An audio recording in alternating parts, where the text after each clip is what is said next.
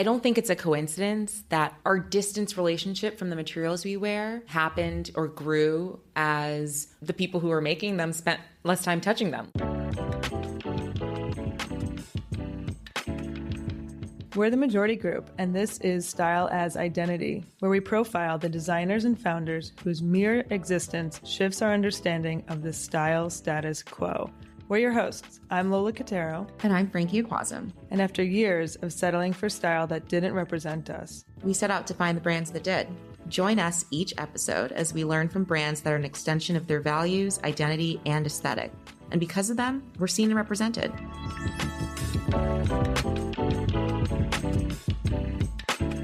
When creating a garment, deciding which materials to use impacts all departments of a brand. For finance, it's the cost of the material. For manufacturing, it's how easy or difficult it is to work with. For marketing, it may be how well the material looks in photographs. And for designers, it might be how it feels and functions. The point is, materials impact every room of the fashion house. But what about beyond the walls of the brand? We are impacted too. In what ways and what can we do about it? This theme, we discuss these questions with 4 brands: YEVU, Been London, Maydi, and FATRA. And today, Frankie and I talk about what we learned, how our perspectives have expanded or evolved, and about the questions we still have. And if you haven't listened to the last 4 episodes, you might want to before getting into this one. There's spoilers, there's surprises, and you don't want to miss out from hearing from the brands themselves. Let's reflect. To follow along visually, you know what to do. Text materials, that's MATERIALS, to us at the number 833-495-4773. This info can also be found in the show notes. Okay, let's get into it. Materials, materials, materials. They dictate how something feels on our skin. Does it feel soft, structured, starched as hell? They protect, they reveal. Visually, they express and showcase what we want to say to the world. For us, Frankie and I, we're interested in the designers that also use materials to showcase their values and literally embody the impact or change they want to see.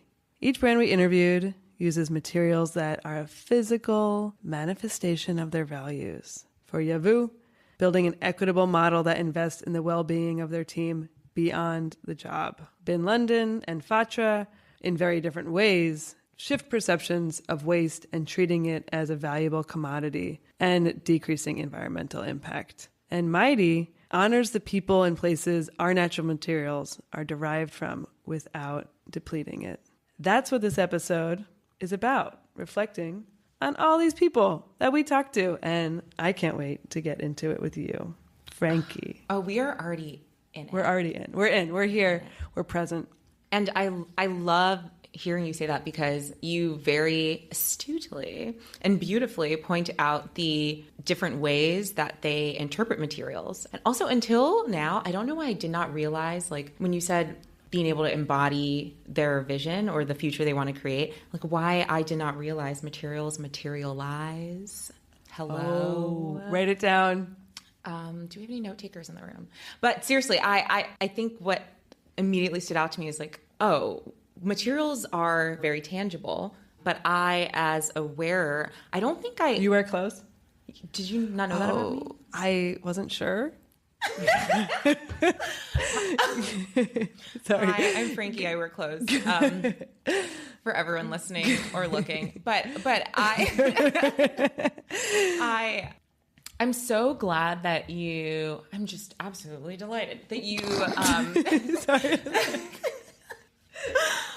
So me and my homegirls are just so happy that you said what you said in the way that you said it, because you very beautifully pointed out the way in which this one word, materials, can be interpreted and reinterpreted again by all these different innovators, creators, designers that we spoke to as part of this theme. And thinking back to when we first were like, should we talk about materials? Like, oh my God.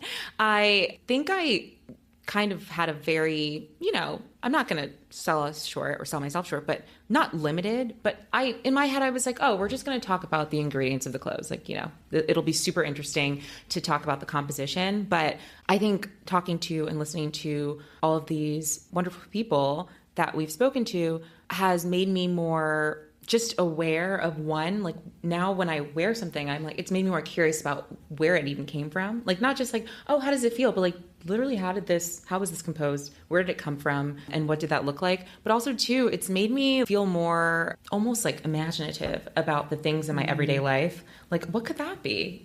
What could this be? What is this made of? Like, what could it be turned into? So I like that what for me was this just like static word or static idea now kind of is more flowing, because I'm like, oh, it almost is like a nice little chicken and the egg situation where I'm like, this was something before it is what it is now, and it can be made into something else. And I don't think I had that perspective before talking to people. Yeah.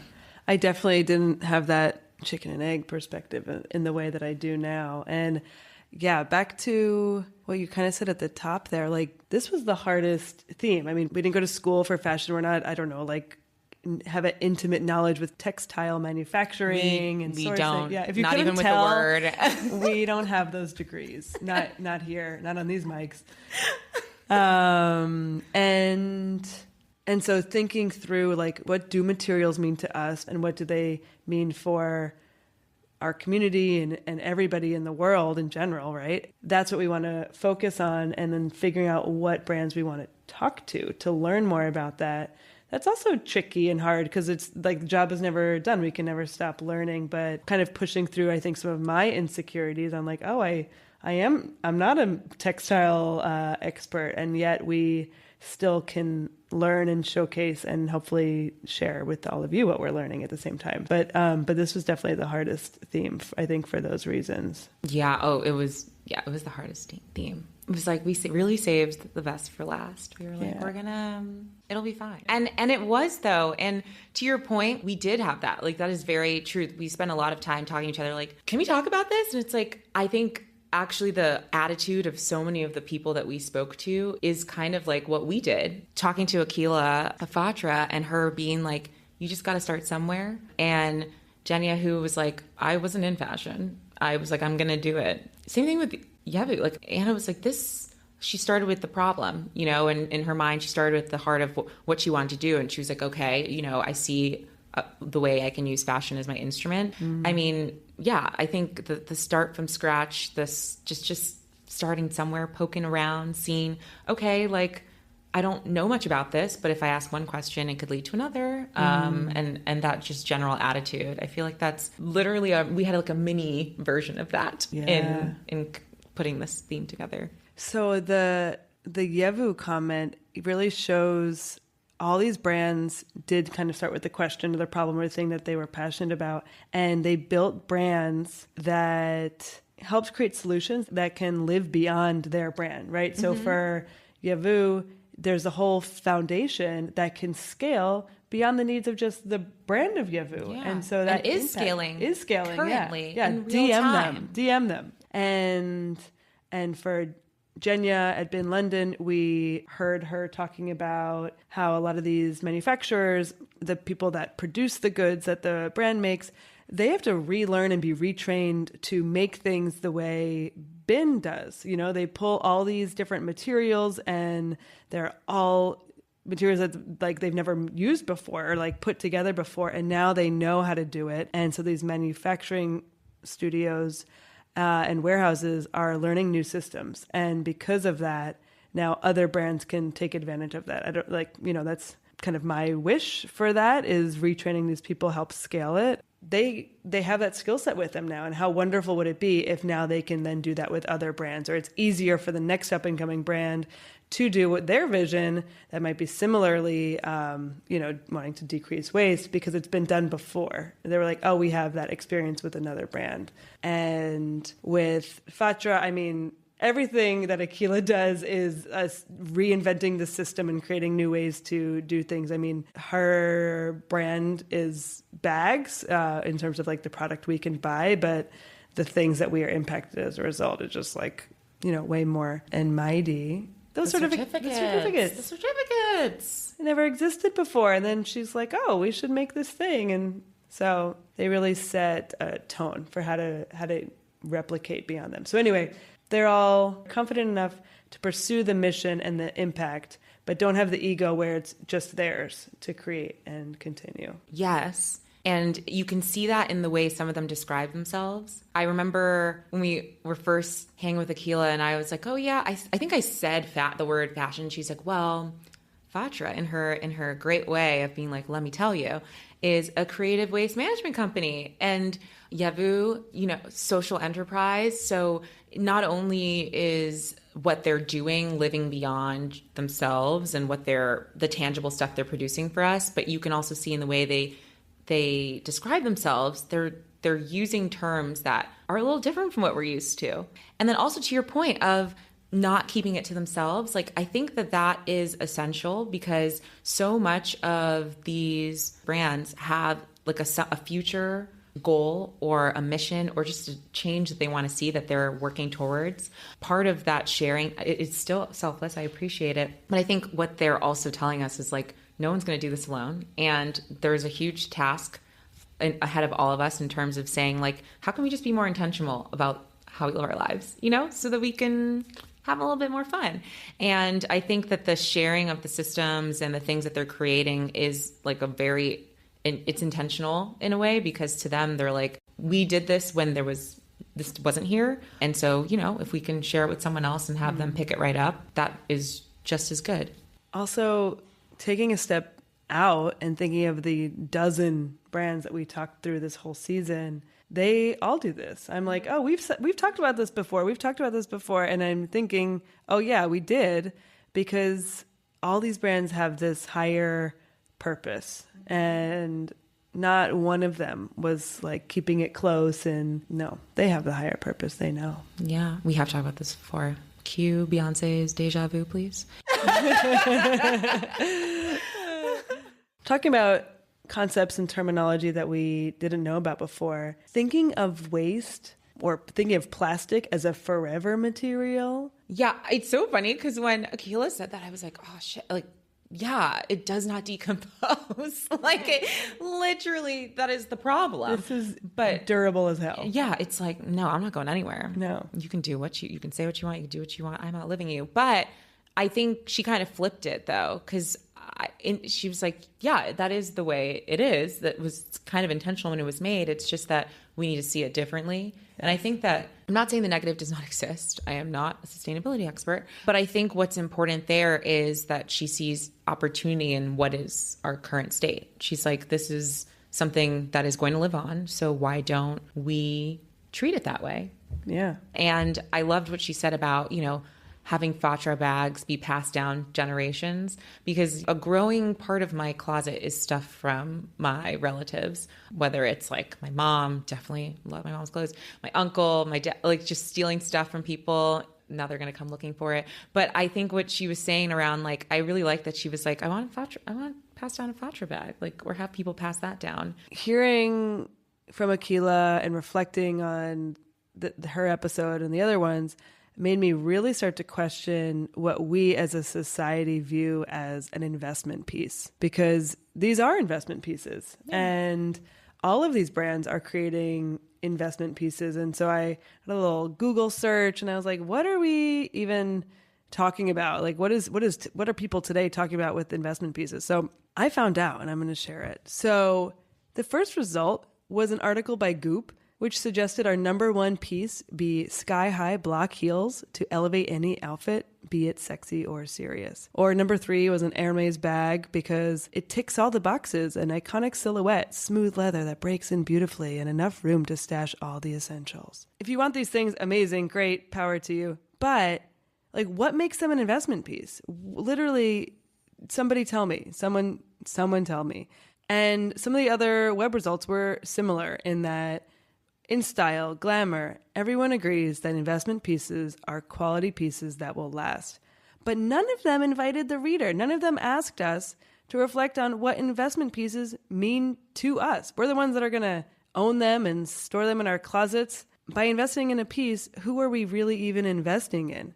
And each of the brands we interviewed forced me to think about traditional notions of an investment piece and like who we're actually investing in there. Like, is it the brand name that has value? So when we wear it, I don't know, are we going to resell it? Like, literally, what's the deal? And I don't think we ask ourselves this enough. And I think the answer is actually quite personal. And so that's something I'm still thinking on for myself. But I do know that it's not associated with cost or price necessarily.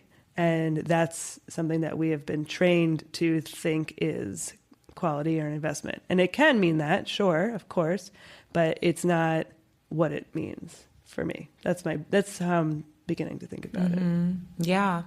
I mean, it's even just hearing you talk about investment, you're right. It's different for each person, but I'm like, when I buy something like, I should be investing in myself. Right? Like that is, but then depending on where it's from and what the story is, you might also be investing in like something that's much bigger. Like we talked about these brands who are, doing things beyond themselves. But then there's also, I think, this almost like, we're like, oh, we can have it both ways. You can have this investment piece that lasts you forever, but also like re-wearing stuff, we don't do that. And I know we were actually just talking about binge fits. We were. I cannot trademark this word. It is not my phrase. I can trademark it. You can. Yeah. One of you can. I can. But I think that as you were talking about that, I was like, it is interesting how we live in these almost like two modes of styling ourselves, which is that, we're expected to keep up with what's trending, but at the same time, we are also expected to have pieces that last forever.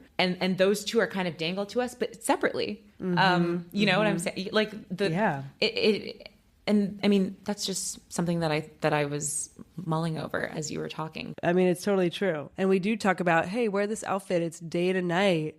But I want to know about the outfit that I can wear day after day after day. And it's still exciting to wear and still fresh.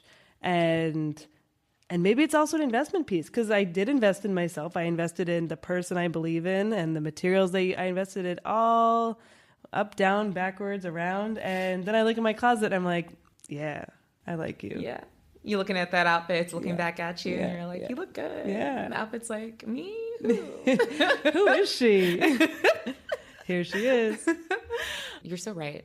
So to turn the lens of an investment piece onto the brands we spoke to, I mean, with FATRA and Been London, they're really taking our concept or the notion of what waste is and embodying the fact that it's a forever resource, and investing in that notion and perpetuating that will decrease these landfills that actually have a lot of gold in there. We're going to get some waste miners, some plastic miners, And YEVU, we are investing in us and people and making sure that when we purchase this garment, the proceeds aren't just going to one person or a few people, but it's being allocated the way things always should be allocated, in a way that's actually respecting the people and process to create the things that we wear. In Maydi. Yeah, I mean, with Maydi, I think just her emphasis on creating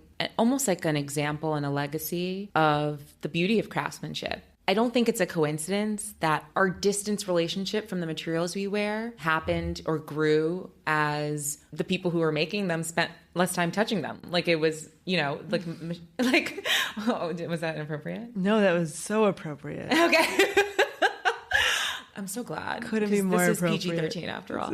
We didn't appreciate as many people who were appreciate the craftsmanship as much as we industrialized making clothing. And now, this material, that material, for me, I was like, oh, is it shiny? Is it furry? Like, is it fuzzy? And I think when it comes to Maydi, she put so much emphasis on the future of artisans or of people who had certain skills, had an eye for how nature could become the clothes we wear. And I think that's an investment in itself. It's just continuing to respect the many ways nature can play in our lives and the way we dress.